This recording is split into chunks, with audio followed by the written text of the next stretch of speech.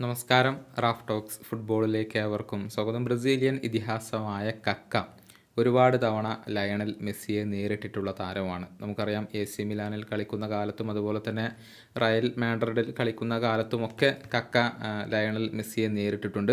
കൂടാതെ അർജൻറ്റീനയും ബ്രസീലും ഏറ്റുമുട്ടുന്ന സമയത്തും ഇരുവരും മുഖാമുഖം വന്നിട്ടുണ്ട് എന്നുള്ളതാണ്. 2007 ബാലൻഡിയോർ പുരസ്കാരം സ്വന്തമാക്കിയിട്ടുള്ള ബ്രസീലിയൻ ലെജൻഡ് കൂടിയാണ് കക്ക. AC മിലാനിലായിരുന്ന സമയത്ത് ലയണൽ മെസ്സിയുമായി ജേഴ്സി കൈമാറിയ രസകരമായ ഒരു അനുഭവം ഇപ്പോൾ കക്ക പങ്കുവച്ചിട്ടുണ്ട്. മെസ്സി വളരെയധികം വിനയമുള്ള, ലാളിത്തമുള്ള ഒരു വ്യക്തിയാണ് എന്നാണ് ഇപ്പോൾ കക്ക പറഞ്ഞിട്ടുള്ളത്. അദ്ദേഹത്തിൻ്റെ വാക്കുകൾ ഇങ്ങനെയാണ്: മെസ്സി മിലാനെതിരെ കളിച്ച ആ സമയത്ത് ഞാൻ അദ്ദേഹത്തോട് പറഞ്ഞു, മത്സരശേഷം എനിക്ക് നിങ്ങളുടെ ഒരു ജേഴ്സി വേണമെന്നുള്ളത്. തീർച്ചയായും അതൊരു ബഹുമതി തന്നെയായിരിക്കും എന്നാണ് മെസ്സി എന്നോട് മറുപടിയായി കൊണ്ട് പറഞ്ഞത്. മത്സരശേഷം മെസ്സി മെക്സസുമായി ജേഴ്സി കൈമാറുന്നതാണ് ഞാൻ കണ്ടത്. മെസ്സി എൻ്റെ കാര്യം മറന്നതായിരിക്കും എന്നാണ് ഞാൻ കരുതിയത്.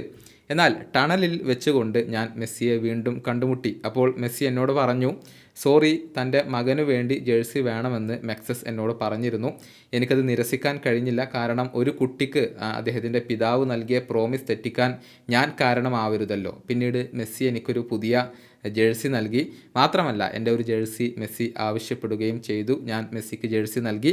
വളരെ രസകരമായ, ഫണ്ണി ആയിട്ടുള്ള ഒരു സംഭവമായിരുന്നു അത്. മെസ്സി വളരെ സിമ്പിളായിട്ടുള്ള, ഹമ്പിളായിട്ടുള്ള ഒരു വ്യക്തിത്വമാണ്. ഇതാണ് കക്ക പറഞ്ഞിട്ടുള്ളത്.